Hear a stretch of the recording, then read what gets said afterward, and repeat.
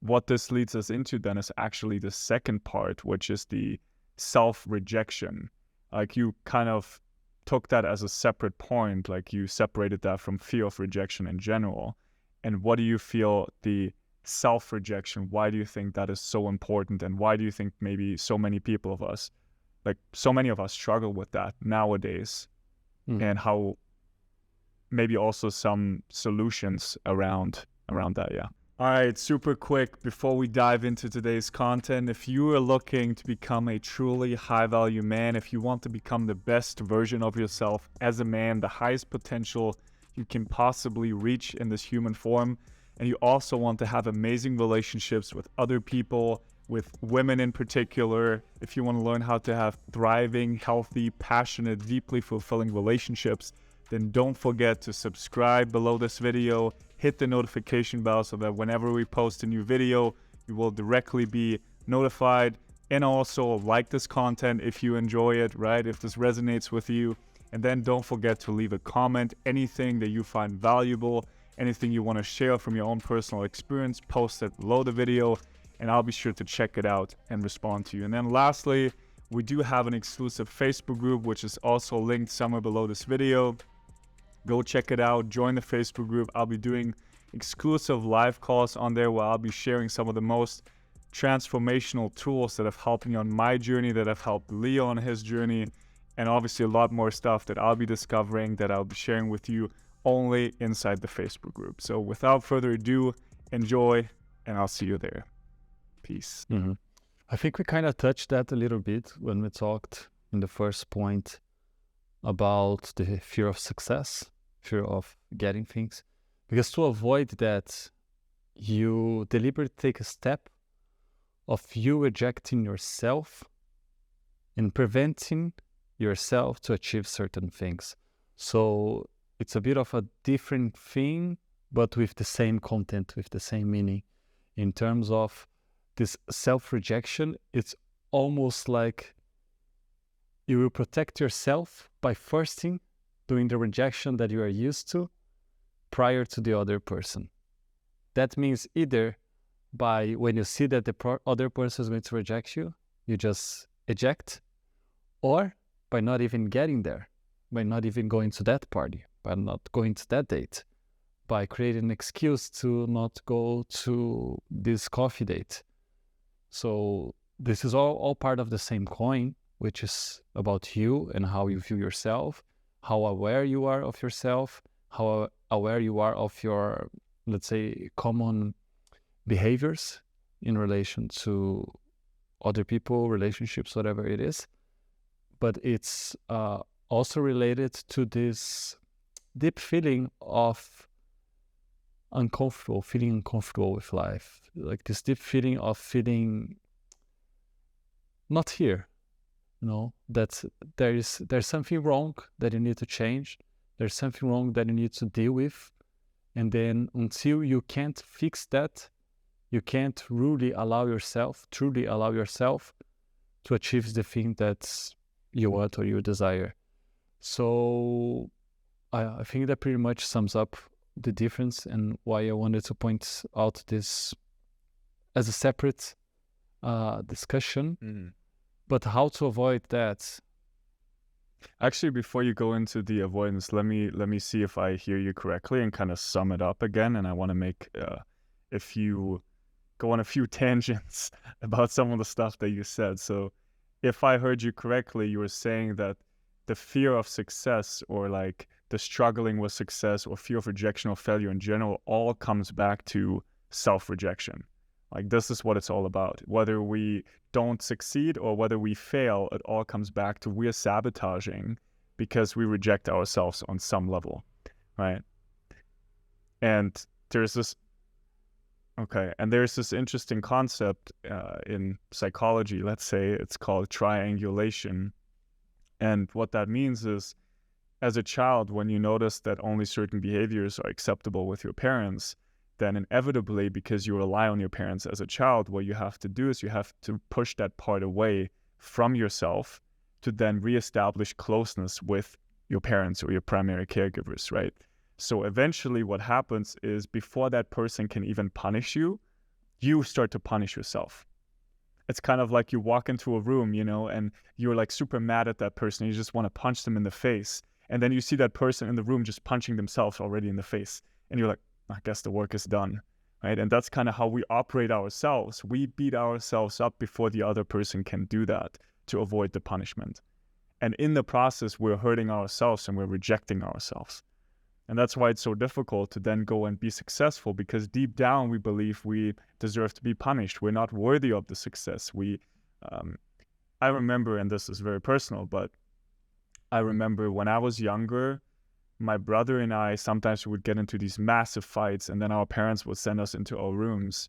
And one of the things that we would do is literally, I remember my brother more distinctly than myself, would bang our heads against the wall, literally like it was hurting, like both in our separate rooms, and crying and telling ourselves like, I don't deserve to be loved, basically. Obviously in German, but you know, and we just kept doing that and kept reinforcing that, oh, we don't deserve the love. Look, we're sent to our rooms. We have to stay here now because we did something really bad. And that's crazy. Like, think about that as a child that's like 4, 5, 6 years old doing that, you know, at those formative years, and how that's going to affect you down the line. So that concept of triangulation. And then the other thing you said, the self-rejection, to really, you brought up the topic of discomfort that's inside of us that makes us feel like something is off, something is wrong, wherever we are, right? And that discomfort, kind of bringing it back to what we already discussed in previous calls, like when you are this child and you grow up in this conditioned way, and there's aspects of you that you have to just cut off and push away and reject in yourself, then inevitably there's parts of you that want, because all of life, the way we want to look at it, is it always strives for integration, for wholeness, for oneness, right? Everything in life. So when we start to create a separation, sooner or later life wants to merge again and wants to come back together again. So these parts that we push away, it's kind of like a yo-yo. You know what a yo-yo is? Where it's like, right, this thing that kind of goes down on the cord, and then it goes back up, goes back down, goes back up. So even though it goes down, we push it down, it just comes bubbling up to the surface again sooner or later. These parts want to come back into wholeness for integration. And so if we keep resisting them and we push away also our awareness of it, all we should start to feel in our experience is discomfort. And that discomfort comes up as heat in our body. And the way we notice the heat in our body is in the form of certain emotions like anxiety, fear, anger, sadness. Right? That's actually the heat stemming from the discomfort that's in our bodies. So the only way to really deal with that and to not reject ourselves is by actually bringing these things in. And that in the beginning, that embracing of the discomfort is going to be uncomfortable at first. It can't be any other way, because these are things that we've pushed away for so long, right? That might be anger, intense anger coming up that you had to suppress because you weren't allowed to express it at home. Maybe a lot of sadness because your dad told you like you can't cry and it's weak to cry. Right? One of my clients right now, like he has a difficult time actually crying by himself when there's no one around, even when he watches a sad movie, and like he feels that he wants to release it, but he's being held back by all the beliefs and all the thoughts about, ooh, like how is that going to look if you start crying, right? This voice in his head now. So if we want to really clear this stuff up and we want to stop self-rejecting ourselves, if we want to return to a place of we love ourselves, we deeply accept ourselves, and we feel okay in our bodies, then we have to let the stuff come up. We have to embrace it. There's no way around it. Right? And that's why our experience gets uncomfortable. Even now with you and I, maybe this is a good time to kind of share a little bit about what we've been experiencing, and you can start, like that's been coming up for you in the last couple of weeks or days that you've been noticing as part of this journey. Because this will keep happening, guys. You know, like stuff will come bubbling up for integration, not when we want it. Not it's like, now's a good time for me.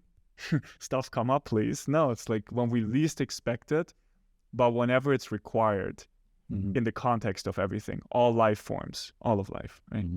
I think this is a really great way for everyone that is watching and that follows our content to also see how we deal with that. And we can come back to this topic a few weeks from now, and we can re-evaluate the things that we discuss here.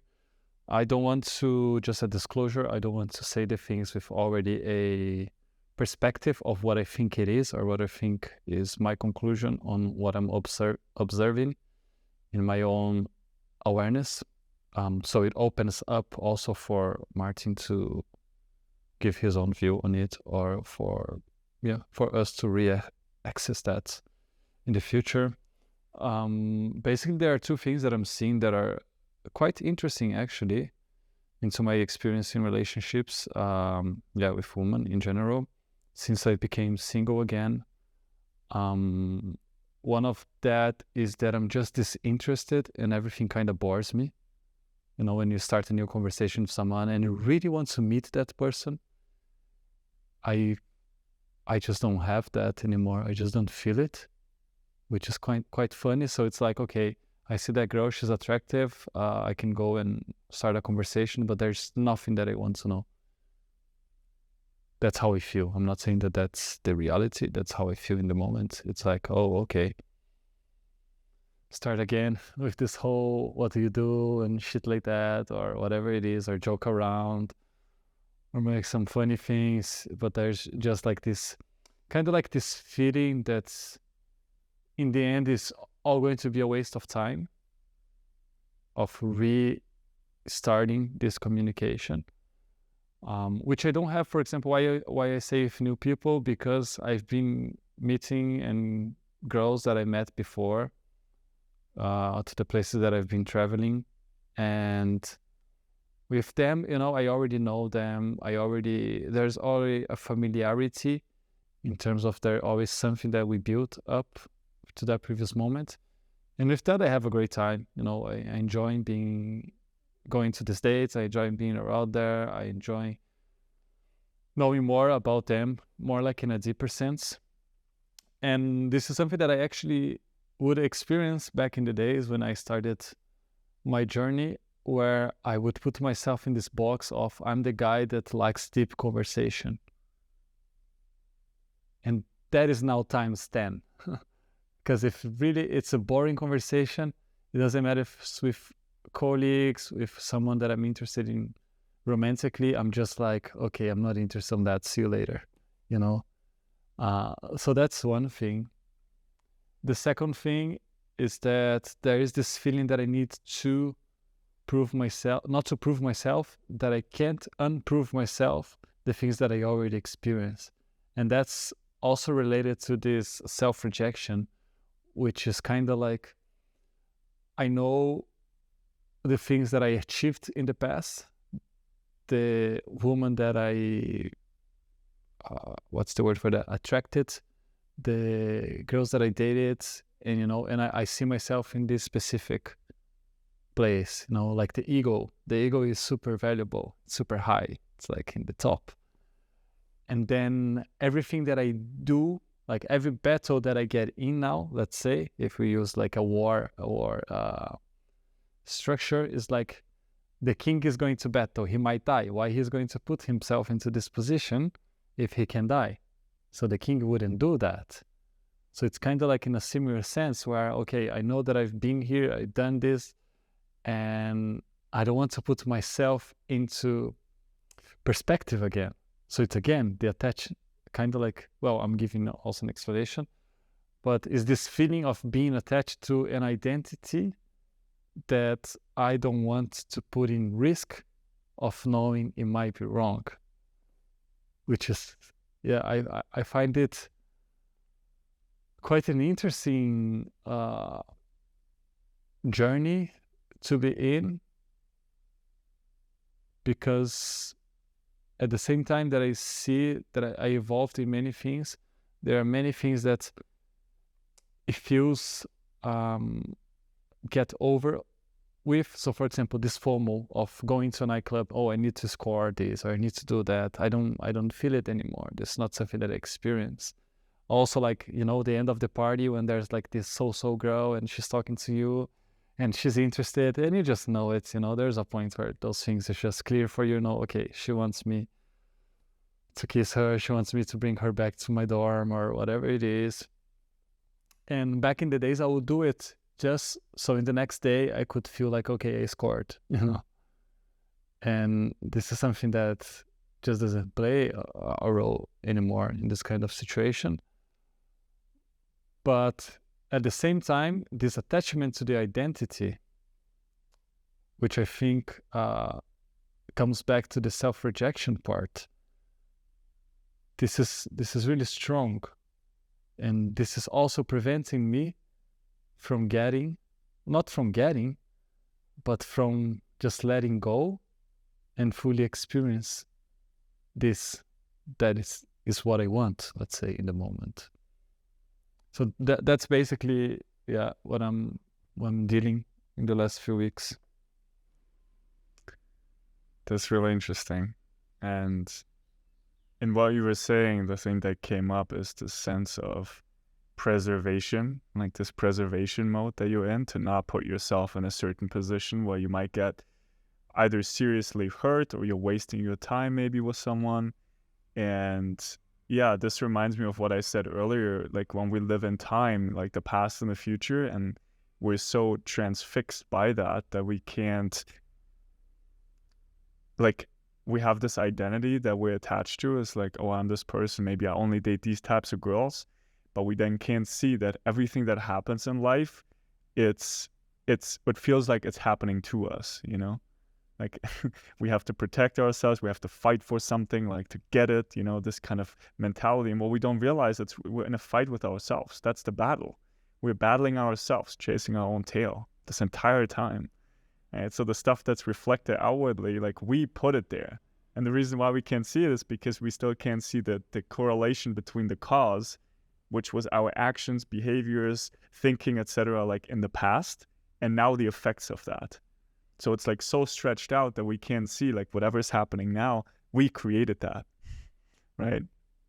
So then we have no other choice than to fight or to preserve and to protect ourselves. And so that's kind of what it sounds like, what you've been dealing with, like the sense of, I need to make sure that I'm going to be okay. I don't even want to invest into these conversations properly. Like this bores me, etc. And it's interesting for me, I wouldn't say I've had that experience. I feel more and more it becomes, the more I let go of having a general agenda about where I need things to go, like the less I'm being in a rush, the more I can just allow the people and the circumstances to happen in my life. And the more I start to see the correlation, the benefits of why that needs to be in my life right now. Because we can't see it in advance. Like we can't see it looking at it from here to there now. It only becomes clear in hindsight why a certain person came into our life, why this was necessary, right? We don't perceive it in advance. And so more and more I see, like, even with these women, there's so many amazing opportunities where we get triggered. Like we're constantly being like triggered and put in positions where we can't integrate new things, right? And so, for example, just for me now, like some of the women that I met on Tinder, sometimes they have like a harsh reaction to something I'm saying and they just unmatch me or something, you know, like something crazy. And then I'm like, oh, what the fuck you know? And I feel like I'm reacting to it internally. And this is another opportunity for me to say, okay, how can I consciously respond? How can I contain this thing and then consciously respond to it? So first seeing like, what is this thing that I'm doing? And then, okay, let me respond to it instead. Like that to me was like the biggest takeaway. And I think for you to tie this back to the topic of self-rejection, it's, on some level trying to preserve that status quo. And it seems, it's interesting, like, it's not that the identity that we had in our childhood necessarily is still exactly the same, because now you've had different experiences. So you're like, I'm dating hotter women. Before you thought maybe I don't deserve any women. Like, no woman is attracted to me. And now you're like, I've had these women, so now I'm expecting to get more of these women, right? So it has shifted a little bit, but it's still like we're just jumping from one identity to the next, and it's just, we're still reacting. And so getting back to the place of response, that's like the quickest way to return to a place of actually loving ourselves and accepting fully who we are and where we are. Yeah, sorry, just not to cut you, but this thing that you were saying really reminded me of the specific feeling of I have everything sorted out-ish, and then life comes to show you that you don't. And I think I see it as an opportunity now to go deeper, to go further, and to explore and not achieve, but be in a deeper place in terms of detaching myself from the strong ego that has now created. Because like you said, it's a shift, right? We come here from thinking that we suck to come here to thinking that we are the best. And I'm not saying just this as in a, look at me, I'm such a cool guy, I think I'm the best or whatever it is, but more in the sense of actually feeling that, okay, I've been there, I've done that, I deserve this, I deserve that. Everything that's less than that, I don't want. Everything that is less than this idea, I don't want. Everything that is less than what I think I am, I don't want. So you can already see the problem, right? It's building up not towards other people, but also towards myself. And now I have a high standards to qualify my experience of life. So I can't just go anymore to the kebab in the food truck outside and eat peacefully and enjoy that shit. No, I need to go to that restaurant, order the 40 euros steak and blah, blah, blah, and blah, blah, blah. It's like, it's a new strong attachment that is a bit more demanding, but then life finds a way to come back to you and say, oh, wait, Leo, do you want to think that you're high value, or do you want to experience life?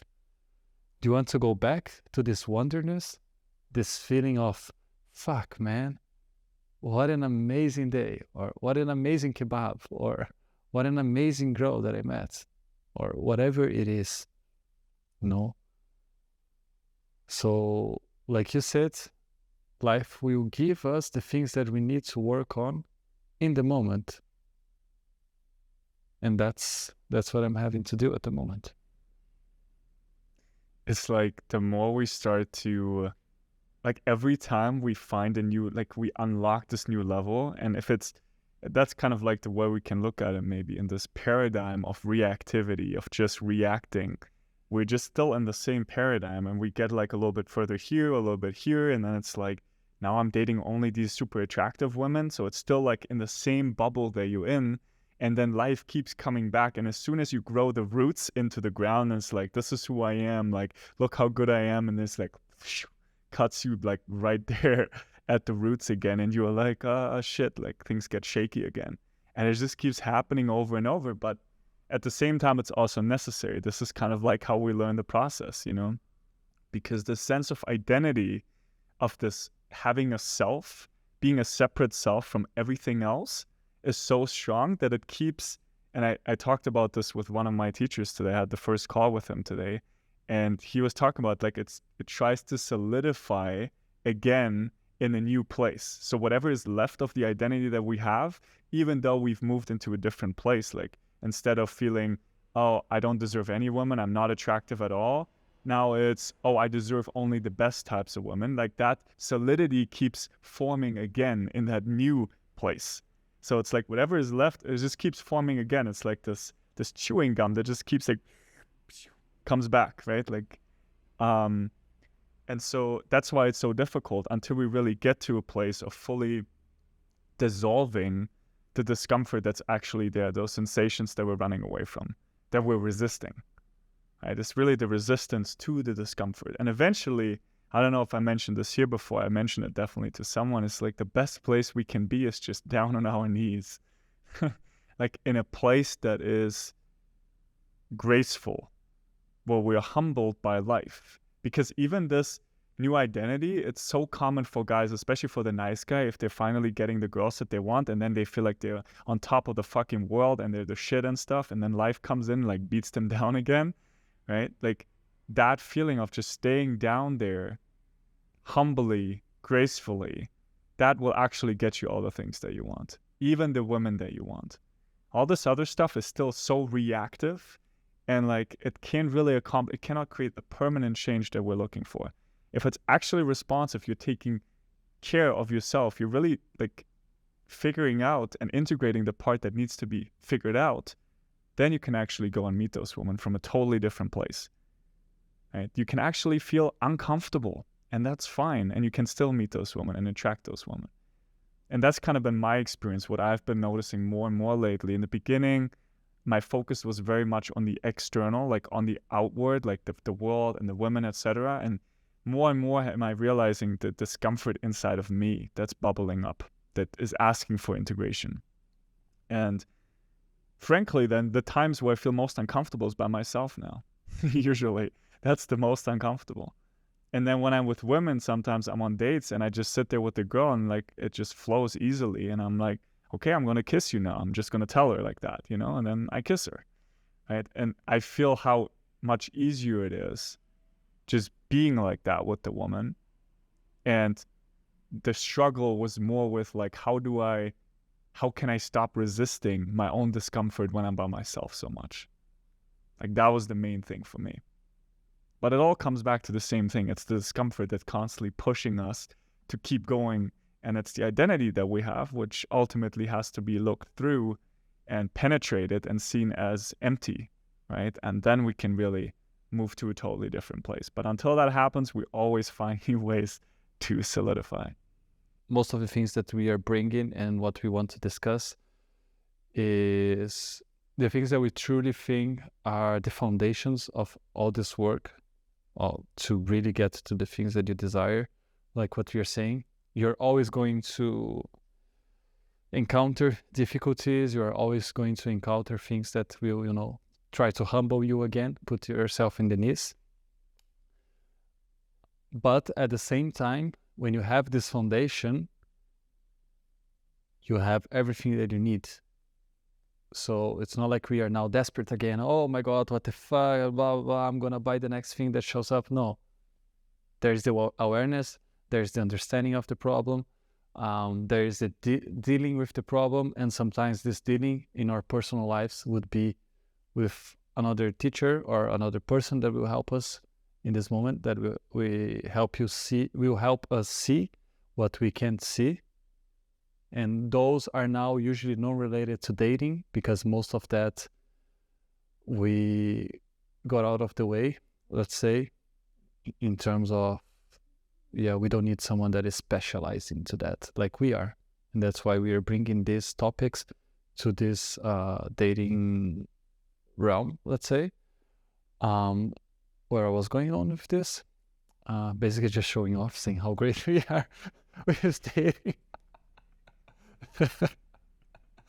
That's it. Sign up. No, yeah.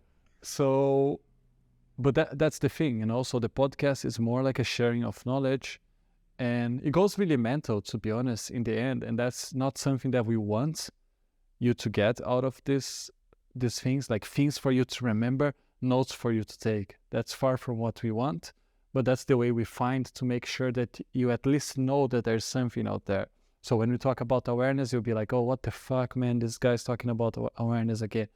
It's like we are showing that there is a place. No, the place is not going to come from here. The place is not going to come from the podcast. But what we want from this is to actually open up these new paths that you can follow, these new paths that you can go.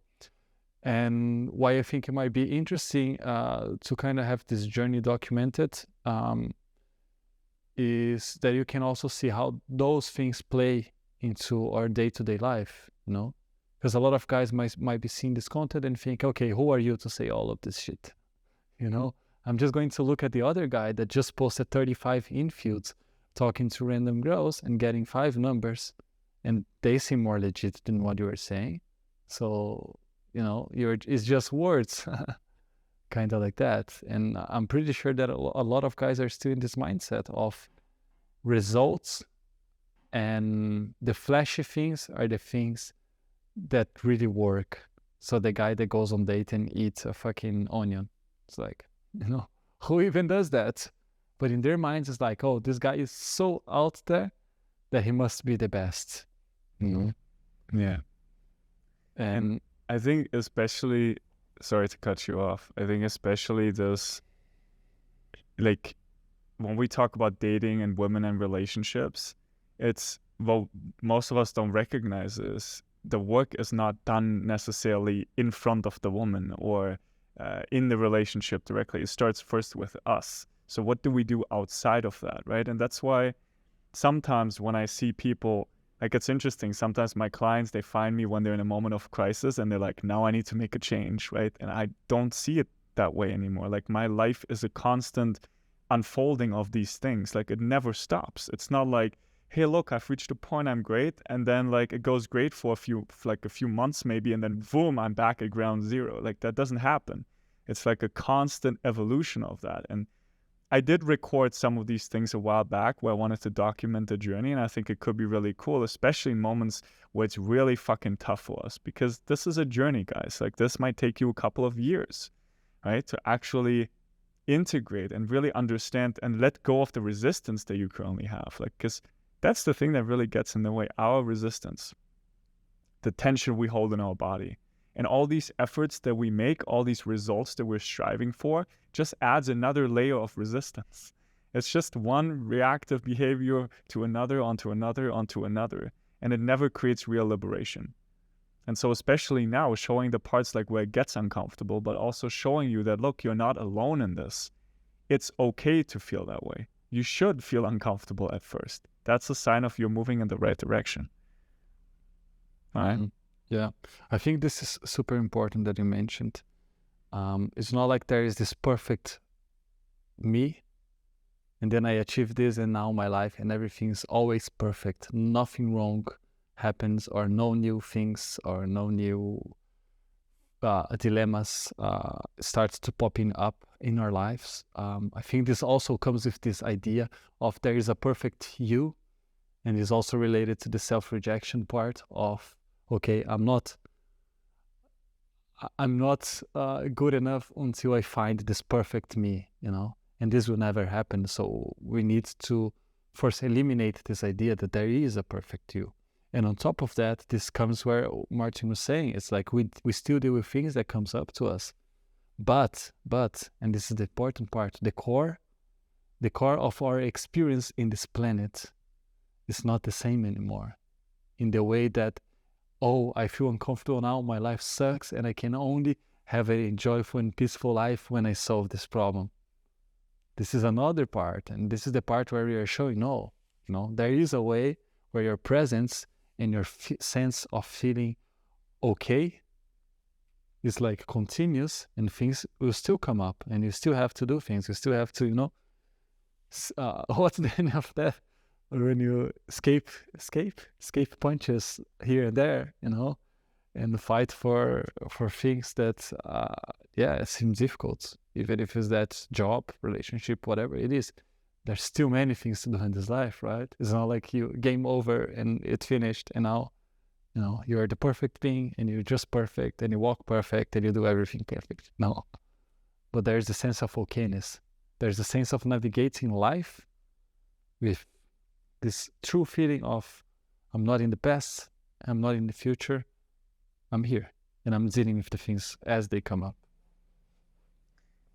And that's what it really gives you, like, not being in a rush to get somewhere, to get to a certain result. What it gives you is grace. And also what's going to happen if you're so like life, it feels like, that's kind of my experience right now. Life is just grinding me and grinding me and grinding me and grinding me until at some point I stop resisting everything that I was resisting before. Life is just like pushing me to the edge so many times until eventually say, like, I can't hold on anymore. It's too intense. And then I just let go, right, of my own resistance to life, because life already has my best interest at heart, right? And so it's not even about, like, this whole experience is going to start shifting, like our emotions, our thoughts. Like, once we start, like you said, like, we detach from it, we see that this is not who we are, because right now we think this is who we are. The emotions feel so intense because of our resistance, but then when we can actually move back and see who we really are, then we have the grace, we have the okayness, we recognize this is not us, and then it's also not overwhelming like it used to be. Yeah, there's still fear, there's still anxiety, there's still sadness, but we realize this is not a bad thing in and of itself. This is part of life, this is part of being a human being. So it's not something we need to run from anymore, because the intensity is going to disappear, because our resistance to them stops. And I think this is like the biggest takeaway. Like, resistance is the reason why we're suffering. All this work that we're doing is we're peeling back the layers of resistance. That's why we say, like, you're inherently a high value man. You're inherently attractive. It's your own resistance that's kind of keeping you from seeing that, and also from expressing certain aspects of you that are inherently attractive. If you just let go and you went off the brake, you just took your foot off the brake, all of a sudden you would be fucking attractive to women. Ta-da! Right? But that is a process to unravel this, to peel back the layers of resistance. And that's why we do this work. That's why it's so important. And that's why the journey is, sometimes it feels like a struggle. It feels frustrating, and you're upset and you wish you were somewhere else. But if you're committed, then this is going to pull you all the way through. And this is what we need: commitment, perseverance in the face of adversity. That doesn't mean we have to push, doesn't mean we have to like react all the time. That's not what I'm talking about. But perseverance in our ability to respond to life consciously, not to bring in the stuff from the past, but to look at what's happening right in front of us at face value, like actually seeing what's happening now. Not what am I projecting onto the situation, like what is actually happening in front of me. This is just a woman. Yes, I'm attracted to her. Okay, so let me express that. Done.